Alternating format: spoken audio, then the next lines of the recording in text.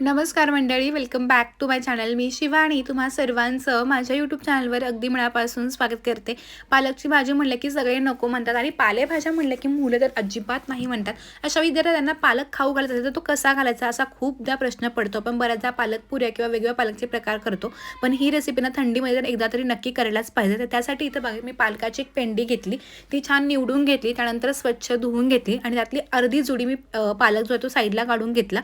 आता हा पालक बघा मी स्वच्छ असा छान धुवून घेतलेला आहे. तर आपण लगेचच पुढची कृती करूयात. त्यासाठी गॅसवरती बघा एक कढई ठेवली. कढईमध्ये साधारणपणे 1 ते 1.5 ग्लास इतकं पाणी घालून घेतलं. त्यामध्ये थोडंसं चवीनुसार मीठ घालायचं आणि आता ह्या पाण्याला आपण चांगली अशी उकळी काढून घेणार आहोत. आता जो आपण पालक आहे तो ब्लांच करणार आहोत. त्यामुळे पाण्याला पूर्ण उकळी आल्यानंतरच पालक घालून घ्यायचा. म्हणजे काय होतं, पालक चांगला ब्लांच होतो, त्याचा कलर आहे असा राहतो. आता बरेच जण म्हणतात की पालक ब्लांच करताना त्यातले चांगले घटक निघून जातात, तर तसं होत नाही. म्हणून आपण नेहमी पालक ब्लांच करताना पाण्याला उकळी आल्यानंतर पालक घालायचा आणि 1 ते 2 मिनिटं झाले की लगेचच पालक काढून घ्यायचा. म्हणजे जास्तीचे घटक अजिबात वाया जात नाहीत. आणि जर जे ब्लांच झालेलं जे पाणी असतं ना, तर त्या पाण्याचा वापर आपण कणिक मळताना किंवा आमटी वगैरे करताना आपण नक्कीच करू शकतो. साधारणपणे 1 मिनिट झालेला आहे. रंग पण बघा चांगला चेंज झाला आहे. गॅस बंद करून घ्यायचा आणि आता गॅस बंद केल्यानंतर पालकाचा रंग हिरवागार राहावा म्हणून एका बाउलमध्ये बघा मी एकदम थंडगार असं बर्फाचं पाणी घेतलं आणि त्यामध्ये आता आपण हा ब्लांच केलेला पालक घालून घ्यायचा.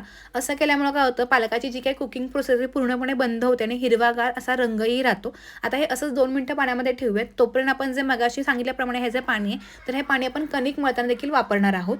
तर आता हे एका साईडला ठेवून देऊयात. तर आता हा पालक बघा का मिक्सरच्या भांड्यामध्ये घातला आणि पाणी न घालताना हा अगदी चांगला असा बारीक वाटून घ्यायचा.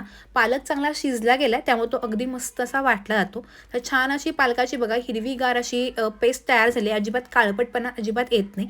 आता आपण लगेचच पुढची कृती करूया. तर त्याच एका कढईमध्ये बघा मी 1 चमचा इतकं मी बटर घातलं. बटर चांगलं छान असं वितळलं गेलं की त्यामध्ये 1 लसणाची पाकळी घेतली आणि ती बारीक अशी किसून घेतली होती, तर ती घातली. लसूण आहे ना ह्या बटरवरती चांगला असा 2 मिनिटं परतवून घ्यायचा. त्यानंतर 1 चमचा इतकं मी गव्हाचं पीठ घेतलं. तुम्ही गव्हाच्या पिठाच्या ऐवजी मैदा पण घेऊ शकता, पण मी घरी बनवते आणि मुलांसाठी बनवते त्यामुळे मी हेल्दी रेसिपी बनवते. तर गव्हाचं पीठ बटरवरती सगळं बघा चांगलं परतवून घ्यायचं, जेणेकरून गव्हाचा म्हणजे कणकेचा जो काही कच्चेपणा आहे तो पूर्णपणे निघून गेला पाहिजे.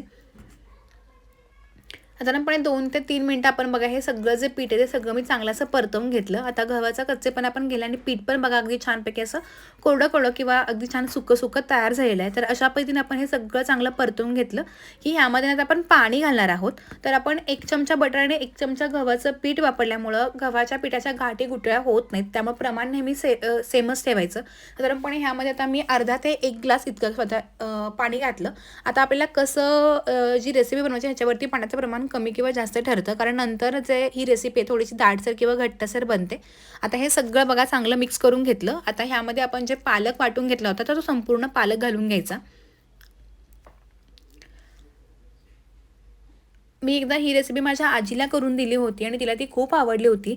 बऱ्याच वेळेला आपल्याला कमी भूक वगैरे असते किंवा बऱ्याच जणांना जेवण जास्त वेळ नको वाटतं, त्यावेळी मस्तपैकी हलकी पण हेल्दी रेसिपी नक्कीच देऊ शकता.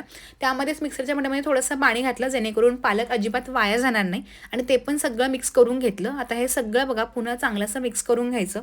पालक छान ब्लांच केल्यामुळं असा मस्तपैकी छान असा हिरवागार रंग आला आहे. पालकाचे खूप चांगले फायदे आहेत. पालक खाल्ल्यामुळं आपले जी शरीराची सगळी सिस्टीम आहे ती चांगली राहते आणि आठवड्यातून 1 किंवा 2 वेळा तर आपण पालेभाज्यांचा वापर केलाच पाहिजे. आता ह्यामध्ये चवीनुसार मीठ घातलं मी, थोडीशी साखर घालायची आणि त्यानंतर थोडीशी काळी मिरी पूड घातली. त्यामुळे चवीला खूप छान येते. लहान मुलं खाणार असतील तर काळ्या मिरीचं प्रमाण थोडंसं कमी पण ठेवू शकतं. आता हे सगळं बघा चांगलं असं मिक्स करून घेतलं. हळूहळू जसं हे सूप चांगलं शिजतं तसं थोडं घट्टसर होतं, कारण आपण जो पहिला सॉस तयार करून घेतला होता गव्हाच्या पिठाचा त्यामुळे थोडा दाटसरपणा यायला सुरुवात होते. तर जास्त वेळा उकळी पण काढू नका, कारण मग पालकाचा जो काही कलर आहे तो पूर्णपणे निघून जातो. आज आपण क्रीम ऑफ पालक सूप बनवतोय त्यामुळे इथं मी अर्धी वाटी इतकं गार दूध घातलं होतं. तर ते सगळं मिक्स करून घ्यायचं. दुधामुळं काय होतं तर छान असं क्रीमचा एक फ्लेवर येतो आणि छान टेस्ट येते. बऱ्याचदा आपण हॉटेल किंवा रेस्टॉरंटमध्ये गेल्यानंतर जेव्हा स्टार्टरला असं छानपैकी गरमागरम स्पिनच सूप ऑर्डर करतो तर त्यावेळी ते अगदी अशाच पद्धतीनं बनवलेलं असतं. खूप छान लागतं. तुम्ही ह्या स्टेजला ना अमूलची फ्रेश क्रीम 2 चमचे किंवा मग साधी दुधावरची साय पण घालवतात, त्यामुळे आणखीन रिचनेस वाढतो.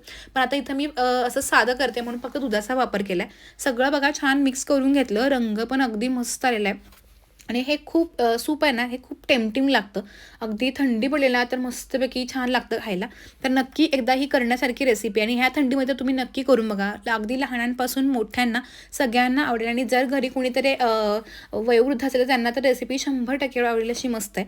तर खूप जास्त हे सूप मी बनवलं नाही. 2 ते 3 बाउल बनवलं होतं. तर आजची रेसिपी कशी वाटली कमेंटमध्ये कळवायला विसरू नका. व्हिडिओ आवडला असेल तर लाईक करून चॅनलला सबस्क्राईब करून कुठून हा व्हिडिओ पाहता हे पण कमेंट करून सांगायला विसरू नका. पुन्हा अशा छान सोप्या व्हिडिओसोबत भेटूयात. तोपर्यंत मस्त राहा, खात राहा. धन्यवाद. बाय.